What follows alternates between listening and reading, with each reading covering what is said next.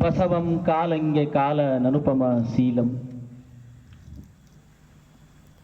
ಬಸವಂ ಜಂಗಮ ವರ ಲೋಲಂ ಬಸವ ರಕ್ಷಿಪ್ಪುದೆನ್ನ ಸಂಗನ ಬಸವ ಶ್ರೀ ವಿಮಲ ಮುಕ್ತಿದಾಯಕ ಪಾವನಮಯ ಪರಮಚರಿತ ಶಟಸ್ಥಲ ನಾಯಕ ಭುವಿನುತ ಸಚ್ಚಿದಾತ್ಮಕ ಭಾವಜಹರ ಸಲಹೋ ತೋಂಟದ ಸಿದ್ಧಲಿಂಗ ಸುದೇಶಿಕ ಸದಾವಕಾಲ ಸ್ಮರಣೀಯರು, ಸಮಗ್ರ ಕ್ರಾಂತಿಯನ್ನು ಗೈದವರು, ಸಕಲ ಜೀವಾತ್ಮರಿಗೆ ಲೇಸನ್ನು ಬಯಸಿದಂತಹ ಬಸವಾದಿ ಪ್ರಮಥರನ್ನ ಹೃದಯ ಮಂದಿರದಲ್ಲಿ ಸ್ಮರಿಸಿಕೊಂಡು ಆ ಪರಂಪರೆಯ ಬಳಿಬಿಡಿದು ಬಂದು ಅಂದಿನ ಬಸವಾದಿ ಪ್ರಮಥರು ಸಾಧಿಸಿದ ಸಾಧನೆಯ ಪುನರುತ್ತಾರಕರಾದಂತಹ ಶ್ರೀ ಮದನಾದಿ ನಿರಂಜನ ಜಗದ್ಗುರು ತೋಂಟದ ಎಡೆಯೂರಿನ ಸಿದ್ಧಲಿಂಗ ಮಹಾಶಿವಯೋಗಿಯನ್ನು ಹೃದಯ ಮಂದಿರದಲ್ಲಿ ಸ್ಮರಿಸಿ ಶಿವಯೋಗ ಪರಂಪರೆಯ ಮಹಾಬೆಳಗನ್ನು ಬೆಳಗಿದಂತಹ ಮುಳುಗುಂದದ ಬಾಲಲೀಲಾ ಮಹಂತ ಶಿವಯೋಗಿಗಳವರನ್ನ, ಪರಮ ತಪಸ್ವಿ ಇಲಕಲ್ಲದ ವಿಜಯ ಮಹಂತೇಶನನ್ನ, ಘನಮಠದ ನಾಗಭೂಷಣ ಶಿವಯೋಗಿಯನ್ನ, ಶ್ರೀಮದ್ ಅಥಣಿಯ ಜಂಗಮ ಜ್ಯೋತಿ ಮುರುಗೇಂದ್ರ ಮಹಾಶಿವಯೋಗಿಯನ್ನು ಸ್ಮರಣೆ ಮಾಡಿ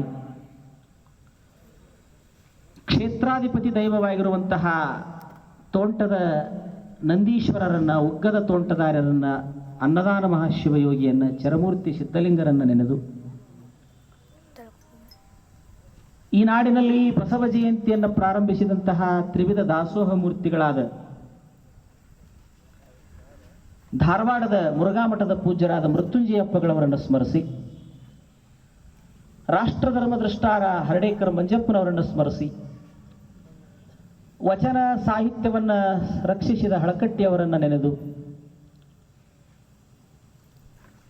ಕನ್ನಡದ ಕುಲಗುರುಗಳಾಗಿ ಸಾಹಿತ್ಯ, ಸಂಸ್ಕೃತಿ, ಅಧ್ಯಾತ್ಮ, ಧರ್ಮ, ಶಿಕ್ಷಣದ ಕ್ರಾಂತಿಯನ್ನು ಗೈದಂತಹ ಲಿಂಗೈಕ್ಯ ಜಗದ್ಗುರು ತೋಂಟದ ಡಾಕ್ಟರ್ ಸಿದ್ಧಲಿಂಗ ಮಹಾಸ್ವಾಮಿಗಳವರನ್ನು ನೆನೆದು, ಶಿವಯೋಗಿಗಳವರ ಪರಮ ಶಿಷ್ಯರಾಗಿ ತೋಂಟದ ಸಿದ್ಧಲಿಂಗರ ಕರುಣೆಯ ಕಂದರಾಗಿ ತಮ್ಮ ಬದುಕಿನುದ್ದಕ್ಕೂ ಆಯುಷ್ಯದುದ್ದಕ್ಕೂ ತೋಂಟದ ಚರಮೂರ್ತಿಗಳ ಸೇವೆಯನ್ನು ಮಾಡುತ್ತಾ ಅಣ್ಣಿಗೇರಿ, ನೀಲಗುಂದ ಇನ್ನೂ ಅನೇಕ ಗ್ರಾಮಗಳನ್ನು ತಮ್ಮ ಪಾದಸ್ಪರ್ಶದಿಂದ ಸುಕ್ಷೇತ್ರವನ್ನಾಗಿ ಮಾಡಿ ಬಳಲಿ ಬಂದ ಭಕ್ತರಿಗೆ ಭವಬಾಧೆಯನ್ನು ಪರಿಹರಿಸಿ ಅವರೆಲ್ಲರಿಗೂ ಕೂಡ ಮಾರ್ಗದರ್ಶನವನ್ನು ಮಾಡಿ ಕೊನೆಗೆ ತಮ್ಮ ಗುರುವಿನ ಪಕ್ಕದಲ್ಲಿಯೇ ಬಯಲಾಗಿ ಇವತ್ತು 50ನೇ ವರ್ಷದ ಪುಣ್ಯ ಸ್ಮರಣೋತ್ಸವ ಮತ್ತು ಸುವರ್ಣ ಮಹೋತ್ಸವದ ಕಾರಣೀಪುರುಷರಾದಂತಹ ಗುದ್ನೇಶ್ವರ ಮಹಾಸ್ವಾಮಿಯನ್ನ ರಣಮಂದಿರದಲ್ಲಿ ಧ್ಯಾನಿಸುತ್ತಾ ಆ ಗುದ್ನೇಶ್ವರನ ಪರಮ ಸದ್ಭಕ್ತರಾದ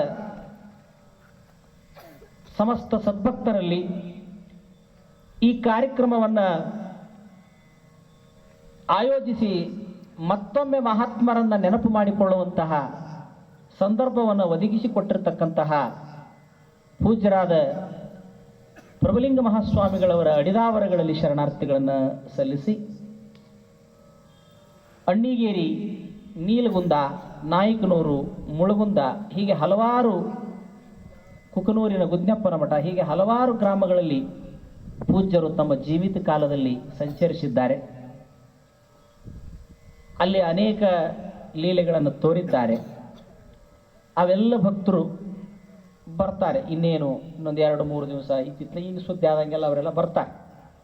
ಕಾರ್ಯಕ್ರಮ 2ನೇ ದಿವಸ ಅದು ಈ ತೋಂಟದ ಸಿದ್ಧಲಿಂಗ ಮಹಾಶಿವಯೋಗಿಗಳ ಆವರಣದಲ್ಲಿ ಬಹುಶಃ ನನಗನಿಸಿದ ಮಟ್ಟಿಗೆ ಇದು ಮೊದಲನೇ ಪ್ರವಚನ ಅಂತ ಕಾಣುತ್ತದೆ.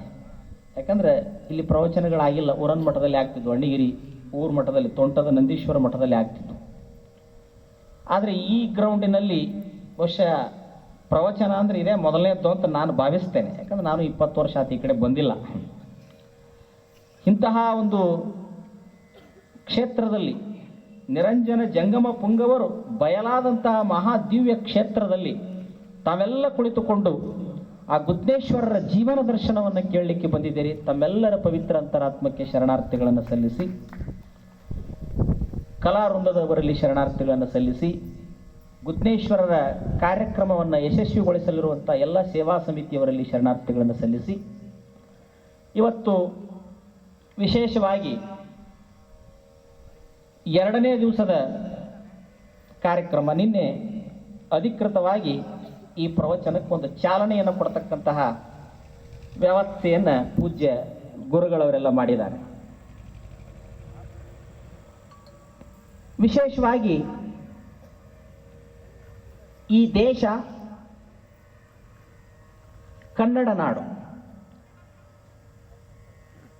ಬ್ರಹ್ಮಾಂಡದಲ್ಲೇನೆ ಅದ್ಭುತವಾಗಿರ್ತಕ್ಕಂತಹ ಮಹಾತ್ಮರು ಎಲ್ಲಿಯಾದರೂ ಈ ಭೂಮಿ ಮೇಲೆ ಜನಿಸಿದ್ರು ಅಂದರೆ ಅದು ಭಾರತ ದೇಶದಲ್ಲಿ ಅಂತ ತಿಳ್ಕೊಂಡು ದಾರ್ಶನಿಕರು ಬರೀತಾರೆ. ಜಗತ್ತಿನ 200 ರಾಷ್ಟ್ರಗಳನ್ನು ಸುತ್ತಿ ಬಂದ್ರೂ ಈ ದೇಶದಾಗ ಹುಟ್ಟಿದಷ್ಟು ಮಹಾತ್ಮರು, ತಪಸ್ವಿಗಳು, ಸಾಧು ಸತ್ಪುರುಷರು, ದಾರ್ಶನಿಕರು, ಶಿವಯೋಗಿಗಳು ಬೇರೆ ದೇಶದಲ್ಲಿ ಹುಟ್ಟಿಲ್ಲ ಅಂತ ತಿಳ್ಕೊಂಡು ನಾ ಹೇಳೋದಿಲ್ಲ. ಇದನ್ನು ಫಿಲಾಸಫರ್ಸ್ ಹೇಳ್ತಾರೆ, ದಾರ್ಶನಿಕರು ಹೇಳ್ತಾರೆ ಮಾತನ್ನು, ದಾರ್ಶನಿಕರು. ಇನ್ನು ಭಾರತದ ದಕ್ಷಿಣ ಭಾಗಕ್ಕೆ ಬಂದರೆ, ವಿಶೇಷವಾಗಿ ಈ ಕರ್ನಾಟಕದ ಪ್ರಾಂತಕ್ಕೆ ಬಂದರೆ, ಅದು ಅಖಂಡ ಕರ್ನಾಟಕದಲ್ಲಿ ಇಡೀ ಭಾರತದಾಗ ಎಷ್ಟು ಮಂದಿ ಮಹಾತ್ಮರಾಗಿ ಹೋಗ್ಯಾರ, ಇಡೀ ಭಾರತದೊಳಗೆ ಎಷ್ಟು ಮಂದಿ ಮಹಾತ್ಮರು ಸತ್ಪುರುಷರು ಬಂದು ಹೋಗ್ಯಾರ, ಅದಕ್ಕಿಂತಲೂ ಹೆಚ್ಚು ಮಹಾತ್ಮರು ಬರೀ ಕರ್ನಾಟಕದಾಗ ಒಂದು ರಾಜ್ಯದಾಗ ಬಂದು ಹೋಗ್ಯಾರ ಅಂತ ತಿಳ್ಕೊಂಡು ಹೇಳ್ತಾರೆ. ನೋಡ್ರಿ, ಬರೀ ಕರ್ನಾಟಕದಲ್ಲಿ ಬಂದು ಹೋಗ್ಯಾರ. ಇದು ಸತ್ಯ ಅನ್ರಿ ಸ್ವಾಮಿಗಳಂದ್ರೆ ಇದು ಸತ್ಯವೇ. ಇದು ಅಧ್ಯಯನ ಪೂರ್ಣವಾದ ಮಾತನ್ರಿ ಅಂದ್ರೆ ಇದು 100ಕ್ಕೆ 100 ಅಧ್ಯಯನ ಪೂರ್ಣವಾದ ಮಾತು. ನೀವು ಬೇಕಾದಲ್ಲಿ ಹೋಗಿ ನೀವು ಚರ್ಚೆ ಮಾಡಿ ಬರ್ಬೋದು. ನೀವು ಒಂದು ಯಾವುದಾದ್ರೂ ಕಲ್ಲು ತಗೊಂಡು ಒಗದ್ರದು ಯಾವ್ದಾರ ಊರಾಗ ಹೋಗಿ ಬಿತ್ತಂದ್ರೆ ಅಲ್ಲಿ ಯಾವುದಾದ್ರೂ ಒಬ್ಬ ಮಹಾತ್ಮನ ಗದ್ದಿಗೆ ಇರತೈತೆ. ಅಲ್ಲಿ ಒಬ್ಬ ಯಾವ್ದಾರ ಮಹಾತ್ಮನ ಇರತಾನ ಅಲ್ಲಿ ಊರಿಗೊಂದು ಮಠಾನರ ಇರಕಬೇಕು. ನೋಡಿ, ನಾ ಹೇಳೋದು ಗುಡಿ ಗುಂಡಾರ ದೇವಸ್ಥಾನಗಳ ಸುದ್ದಿ ಅಲ್ಲ, ಅದು ಬೇರೆ. ನಾ ಹೇಳೋದು ಮಹಾತ್ಮರು ತಪಸ್ವಿಗಳು ಇರಾಕಬೇಕು. ಎಲ್ಲಿಯಾದರೂ ಯಾವುದೇ ಒಂದು ಊರಿರಲಿ, ಆ ಊರಲ್ಲಿ ಮಹಾತ್ಮರು ಹುಟ್ಟಲಿಕ್ಕೆ ಬೇಕು, ಇರಲಿಕ್ಕೆ ಬೇಕು. ಅದಕ್ಕಾಗಿ ಕನ್ನಡ ನಾಡು ಅಂತಂದ್ರೆ ಒಂದು ಕಡೆ ನೇಪಾಳದ ರಾಜ ಹೇಳ್ತಾನೆ. ನೇಪಾಳದ ರಾಜ ಯಾಕೆ ಆ ಮಾತು ಹೇಳ್ತಾನೆ ನೇಪಾಳದ ರಾಜ ಅಂದ್ರೆ, ಆ ನೇಪಾಳದ ರಾಜನ ಹಂತ್ಯಕ್ಕೆ ಇದೇ ಕನ್ನಡ ನಾಡಿನ ಒಬ್ಬ ಸತ್ಪುರುಷ ಆದ. ಆತ ಯಾರು ಅಂದ್ರೆ ಗರ್ಗದ ಮಡಿವಾಳಪ್ಪ. ಶಿಶುನಾಳದ ಶರೀಫದ್ದವ್ರ ಕಾಲಕ್ಕೆ, ಹುಬ್ಬಳ್ಳಿ ಸಿದ್ದಾರೂಢರ ಕಾಲಕ್ಕೆ, ನವಲಗುಂದ ನಾಗಲಿಂಗರ ಕಾಲಕ್ಕೆ, ಅಕ್ಕಲಕೋಟೆ ರೇವಣಸಿದ್ದರ ಕಾಲಕ್ಕೆ, ಇವರೇನು ಒಂದು ಕಡೆ ಅದ್ವೈತಿಗಳು ಅಂತಿದ್ರಲ್ಲ, ಸಾಧುಗಳು, ಗದಗಿನ ಶಿವಾನಂದರು, ಇಂಥವ್ರ ಕಾಲದಲ್ಲಿ ಈ ಕಡೆ ಹಾಲಕೇರಿ ಗಡ್ಡದವ್ರು ಅಂತಿದ್ರು, ಆ ಕಡೆ ಇಲಕಲ್ಲದ ವಿಜಯ ಮಹಂತ ಶಿವಯೋಗಿಗಳಂತಿದ್ರು. ಆದ ಸಂದರ್ಭದಲ್ಲಿ ಇದೇ ಮಠದಲ್ಲಿ ಯಳಂದೂರು ಬಸವಲಿಂಗ ಸ್ವಾಮಿಗಳಿದ್ರು, ಅದೇ ಕಾಲಘಟ್ಟದಲ್ಲೇ ಇದ್ರು ಅವರೆಲ್ಲ. ಆ ಕಡೆ ಮುಳುಗುಂದದಲ್ಲಿ ಬಾಲಲೀಲ ಮಹಂತ ಶಿವಯೋಗಿಗಳಿದ್ರು, ಸ್ವಲ್ಪ ಒಂದು 25-30 ವರ್ಷ ಹಿಂದೆ ಹೋಗ್ತಾರ. ಆ ಕಡೆ ಕಲಘಟಗಿ ಭಾಗದಲ್ಲಿ ಬೆಲವಂತರದ ಚನ್ನಬಸವ ಶಿವಯೋಗಿಗಳಿದ್ರು.